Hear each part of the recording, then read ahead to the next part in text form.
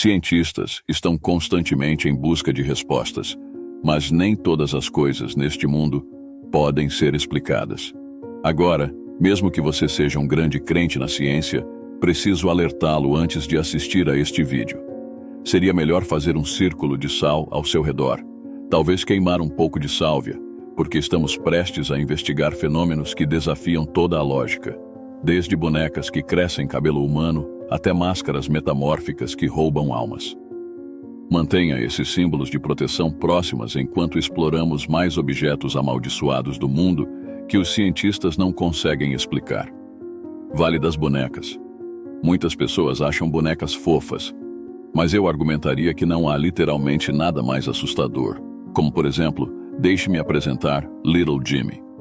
Esta boneca foi ganha por Leroy Bland, de 12 anos, em um carnaval em Kentucky, em 1910. A boneca já é assustadora o suficiente com seu rosto de porcelana rachado e um sorriso perturbador em vermelho sangue. Mas sua história só ficou mais sombria quando, em 1914, começou a Primeira Guerra Mundial. A mãe de Leroy fez um uniforme militar para Jimmy honrar todos os jovens corajosos que serviam na guerra. Ela não sabia que a Primeira Guerra Mundial se tornaria um dos conflitos mais mortíferos da história, com um número de baixas estimado entre 15 a 22 milhões. O pequeno Jimmy se tornou um talismã bastante sombrio, mas ele apenas parece assustador. Enquanto tenho duas histórias reais de bonecas verdadeiramente amaldiçoadas, cabe a você decidir qual dessas bonecas perturbadoras merece o título de brinquedo mais amaldiçoado. Você está pronto? Primeiro, temos esta boneca de 3 pés de altura vestida com um uniforme de marinheiro. Parece inocente o suficiente, certo? Bem, espere até ouvir toda a sua história. Ela tem mais de 117 anos e está atualmente em exibição no Museu Fort East Martello, em Key West, Flórida. Mas antes de chegar ao museu em 1994, ela era propriedade de Gene Otto. Gene recebeu a boneca feita à mão quando era criança. Ele a nomeou Robert e rapidamente se apegou ao seu novo brinquedo, até que uma noite Gene acordou e encontrou Robert sentado na beirada de sua cama. Momentos depois, sua mãe foi acordada pelo som dos gritos de Gene e móveis sendo jogados pelo quarto. Quando ela finalmente abriu a porta, o quarto estava bagunçado e Gene estava chorando. Quando perguntaram a Gene o que aconteceu, ele apontou para a boneca ainda no pé da cama e disse: "Foi o Robert." Isso se tornaria o bordão de Gene sempre que algo quebrava ou sumia em sua casa. Parece uma desculpa típica de criança para se safar de encrenca, ou assim pensavam os pais de Gene. Logo começaram a testemunhar outros fenômenos sobrenaturais, alegando que frequentemente ouviam seu filho conversando com a boneca lá em cima, antes de ouvir uma voz diferente respondendo. Também houve relatos de risadas dementes, e visitantes viram Robert subindo as escadas. Apesar desses relatos assustadores, Robert continuou a viver com Gene.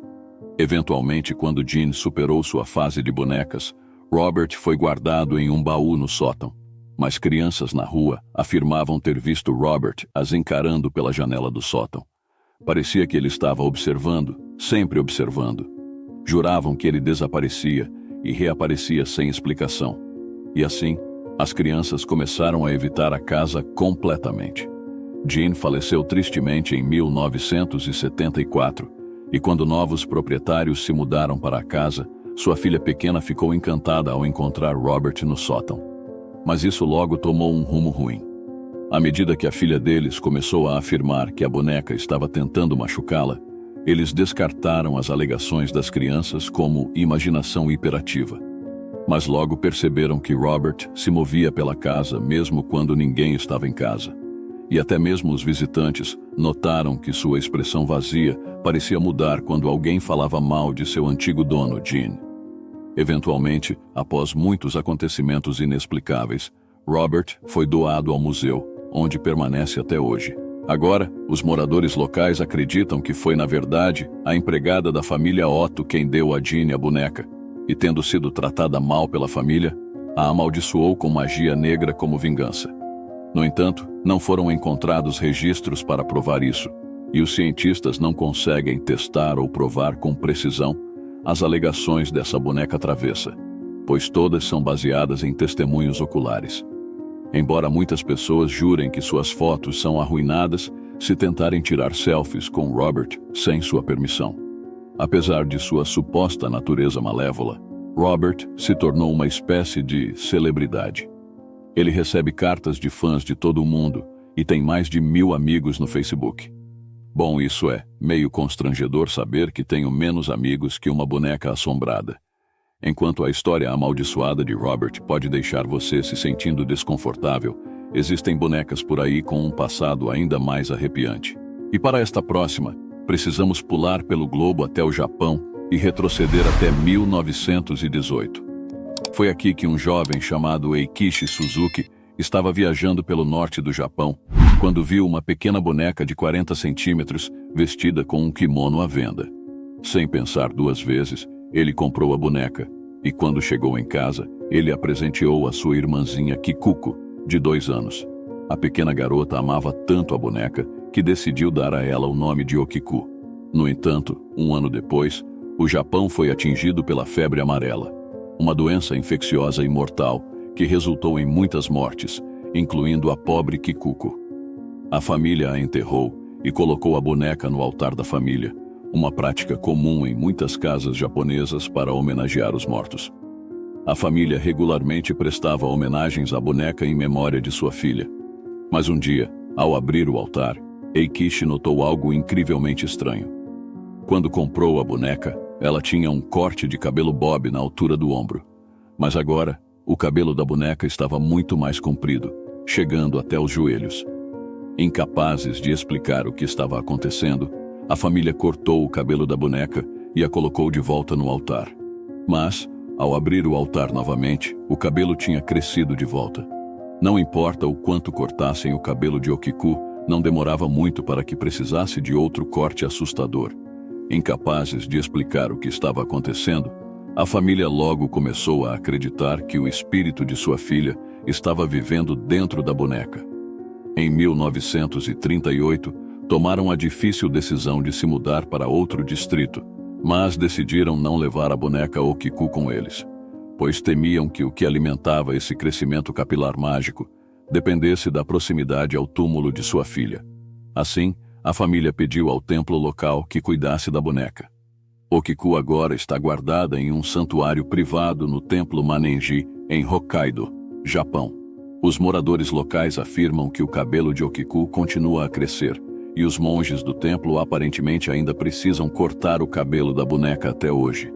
Agora, é importante notar que, durante a primeira metade do século XX, muitas partes do Japão eram pré-industriais e rurais, onde o folclore era abundante.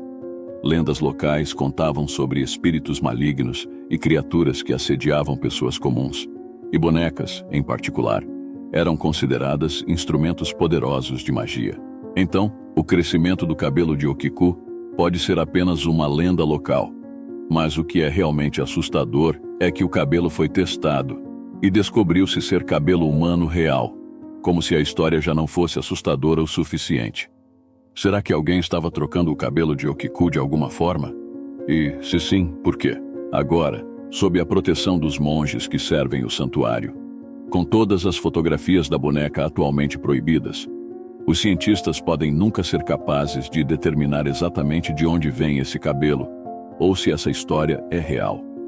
Uma coisa é certa, no entanto: não mexa com bonecas. Qual dessas bonecas te assustou mais? Para Robert, clique no botão de inscrição, e para Okiku, clique no botão de curtir. Já fez isso? Ótimo! Agora deixe-me apresentar a você outros objetos amaldiçoados que desafiam explicação. Cadeira assustadora. Esta é a cadeira Busby Stoop. Parece uma cadeira bastante comum, certo? Bem, ela foi permanentemente pregada nesta parede, fora do alcance de qualquer pessoa que pudesse sentar acidentalmente. Mas por quê? Bem, Thomas Busby, em cuja homenagem a cadeira foi nomeada, era na verdade um criminoso que operava no norte de Yorkshire, Inglaterra, em 1702. Ele comandava um negócio de falsificação de moedas com seu sogro, inundando o mercado com dinheiro falso. Após uma discussão violenta entre os dois, Thomas acabou matando o sogro. Existem várias variações sobre o que aconteceu em seguida, mas uma delas afirma que Thomas estava bêbado em sua taverna favorita, sentado em sua velha cadeira de carvalho favorita, quando os policiais vieram prendê-lo. Antes de levá-lo embora, ele proferiu vagamente: "Que a morte venha para quem ousar sentar em minha cadeira." Palavras finais muito escolhidas de fato. Seu corpo sem vida foi exibido no poste ou estupe que ficava no cruzamento onde ficava a taverna, o que mais tarde inspiraria a mudança de nome. Os aldeões não pensaram muito a princípio, mas depois perceberam lentamente que alguns que escolheram sentar na cadeira não viveram por muito tempo. Uma das histórias mais dramáticas, de 1894, envolveu um limpador de chaminés. Bebendo na taverna, ele decidiu se sentar na cadeira de Busby e foi encontrado morto na manhã seguinte.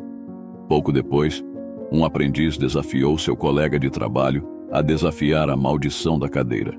Aposto que logo se arrependeu, pois o colega morreu pouco depois. Além disso, muitos dos jovens soldados que se sentaram na cadeira antes de partir para lutar na Segunda Guerra Mundial nunca retornaram do campo de batalha.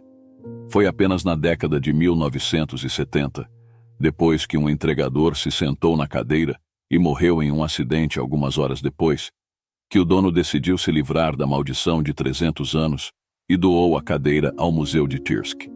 Hoje, ela pode ser vista pregada à parede, eternamente reservada para Thomas Busby, e fora do alcance de qualquer um que tente se sentar nela. Agora, é importante notar que nunca houve registros oficiais vinculando o cronograma dos que se sentaram na cadeira às suas mortes. Praticamente tudo é o que ouviram dizer.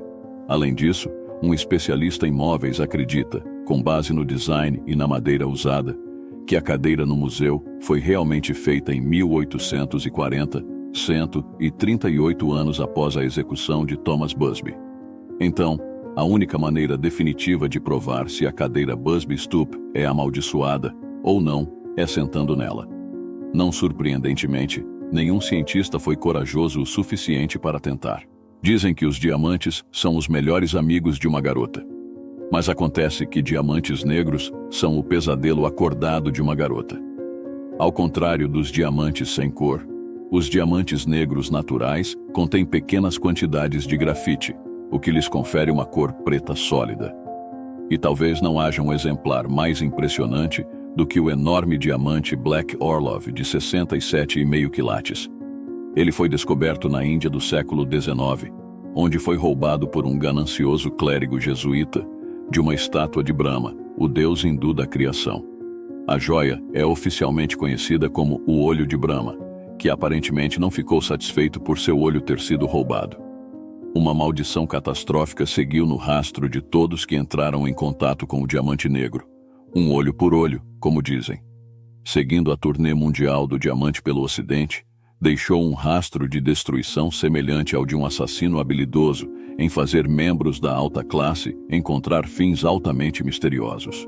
Seu novo proprietário então supostamente tentou quebrar a maldição, dividindo o diamante em 3, antes de ter uma das gemas, o que agora conhecemos como Black Orlov, recortada e colocada em um colar que foi vendido por $352 mil em 2006. No entanto, o ceticismo foi lançado sobre essa suposta maldição. Seja um caso de coincidência incrível ou maldição verdadeira, eu não acho que ninguém esteja ansioso para usar esse grande diamante negro tão cedo. No entanto, o Black Orlov não é a única gema roubada da Índia com uma maldição sobre ela. Esta joia é sugestivamente chamada de ametista amaldiçoada. Parece bastante apropriado, até você descobrir que na verdade é uma safira roxa.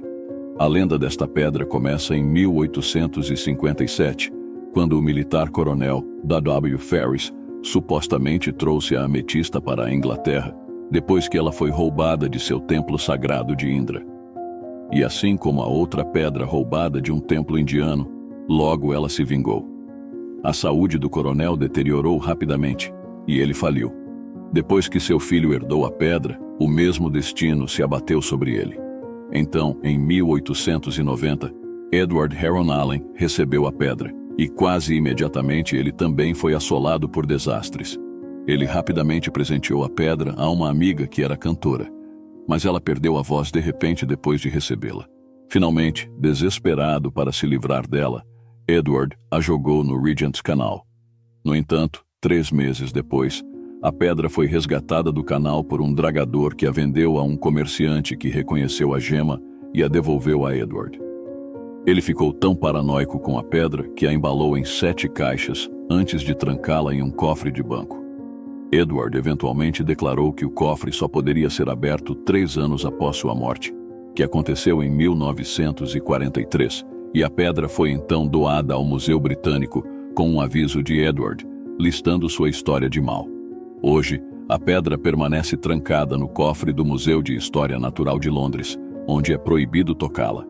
Agora, a parte racional de mim quer acreditar que isso não passa de uma série de coincidências incríveis.